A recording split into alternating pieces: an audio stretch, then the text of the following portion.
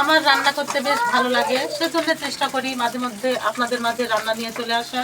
এই যে দেখেন আজকে এমন একটা রান্না নিয়ে এসেছি যে রান্নাটা মানে আমার খুবই পছন্দীয় রান্না। এটা আমি করে খেয়েছি, তারপরে আপনাদের মাঝে দিচ্ছি। প্রিয় ভাই এবং বোনেরা, আসসালামু আলাইকুম। আপনারা কেমন আছেন? আশা করি ভালো আছেন। আমিও আল্লাহর রহমতে ভালো আছি। এই যে এটা সরিষা শাক, দেখেন আমি নিজে হাতে জমি থেকে তুলে এনেছি। শাকগুলো বেশ সুন্দর, বেশ মজার শাক। সেই শাকগুলো আমি রান্না করব, সাথে যে আলু দিব, আর তার সাথে আরও আছে যে আপনাদেরকে দেখাচ্ছি। এখানে যে মাছ ভাজতে দিয়েছি, এই মাছ দিয়ে আমি সরিষার শাক রান্না করব। আপনারা সাথে থাকেন, দেখতে থাকেন আমি কিভাবে রান্নাটা করি। আমি তেল দিয়ে দিলাম প্রথমে, তেল। এই যে এখন পেঁয়াজ কুচি করা দিয়ে দিব। আমি শাকে একটু পেঁয়াজটা বেশি দিই আমি, কেননা ভালো লাগে। আর শাক দিলে পেঁয়াজ, তেল, রসুন এগুলোতেই মজা। আর শাক রান্না করবো বলে কথা, কাঁচামরিচ না দিলে কি হয়?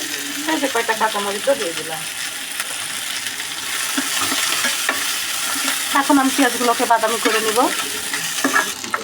এই যে পেঁয়াজটা আমার বাদামি হয়ে গেছে, এবার আমি মশলা দিয়ে দিব।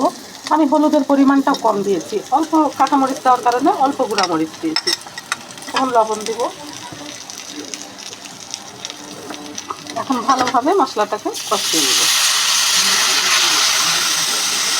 এই যে আমার মশলাটা কষানো হয়ে গেছে, এবার আলুগুলো দিয়ে দিব। আলুগুলো দিয়ে ভালোভাবে এখন কষিয়ে নেব। অনেকে ঝাল বেশি খায়, যেমন আমি বেশি খাই, আমার বাড়িওয়ালা কম খাই। সেজন্য এক দিন ঝাল করে ফেলি তরকারি, এক দিন আবার কম ঝাল দিই। সেগুলো হয়তো কিছু বলে না, এটাই তো সংসার। যে কোনো দিন তার বদ, তার মানে এক কথায় বাড়িওয়ালা খাবে, কোনো দিন তার স্বাদের মতো, কোনো দিন তার বাড়িওয়ালি খাবে। এই জন্য আমার বাড়িওয়ালা এক দিন ঝাল হয়ে গেলেও কিছু বলে না। তো আমার কষানো হয়ে গেছে, এবার আমি শাকগুলোকে দিয়ে দিব। এই যে শাকগুলোকে দিয়ে দিচ্ছি।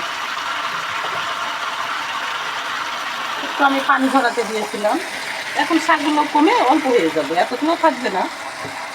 এই যে শাকের পানি বের হয়েছে, আর সাথে আমার একটু পানি, সামান্য একটু পানি দিয়েছি। তার কারণ এখন মাছগুলো বিছিয়ে দিব উপর দিয়ে।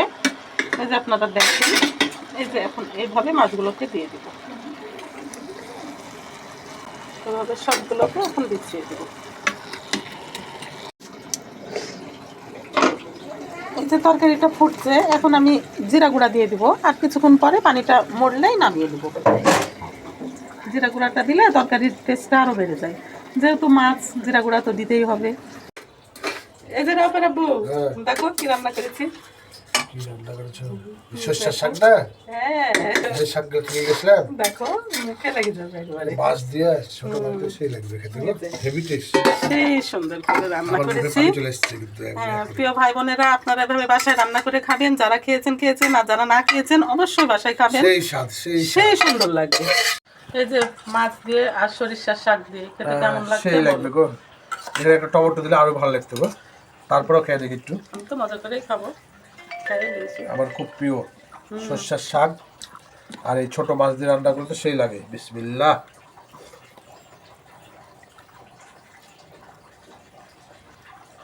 নিজে রান্না না করে খেলে টেস্টটা বলতে পারবো না, মানে এত টেস্ট, সেই স্বাদ, সেই অসাধারণ, সেই স্বাদ। আল্লাহ হাফেজ, টাটা। আল্লাহ হাফেজ।